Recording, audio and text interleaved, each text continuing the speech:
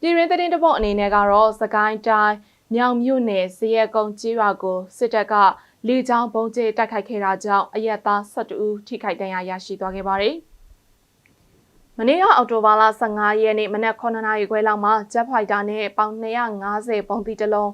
ရော့ကတ်6လုံးကျေးရှတိုက်ခိုက်ခဲ့တာဖြစ်တယ်လို့ဒေသခံတွေကပြောကြပါတယ်။ပုံကျဲတိုက်ခိုက်မှုကြောင့်အမျိုးသား10ဦးအမျိုးသမီး3ဦးထိခိုက်ဒဏ်ရာရရှိခဲ့ပြီးဖုံးရင်ကျောင်းမှာလည်းထိခိုက်ပျက်စီးမှုတချို့ရှိခဲ့တယ်လို့သိရပါတယ်။ဇရက်ကုန်းကျေးရွာကိုပြီးခဲ့တဲ့2024ခုနှစ်အောက်တိုဘာလကလည်းစစ်တပ်ကလေကြောင်းကနေပုံကျဲတိုက်ခိုက်ခဲ့တာကြောင့်အရက်သား6ဦးသေဆုံးခဲ့ပြီး10ဦးထိခိုက်ဒဏ်ရာရရှိခဲ့ပူပါသေးတယ်။စစ်တပ်ဟာနိုင်ငံတော်ဝန်အရက်သားပြစ်မှတ်တွေကိုလေကြောင်းပုံကျဲမှုတွေဆက်တိုက်လှုပ်ဆောင်နေပြီးကျောင်းသားကျောင်းသူတွေအပါအဝင်အရက်သားထိခိုက်သေဆုံးမှုတွေဟာလည်းနေ့စဉ်နဲ့အမျှမြင့်တက်လျက်ရှိနေတာဖြစ်ပါတယ်။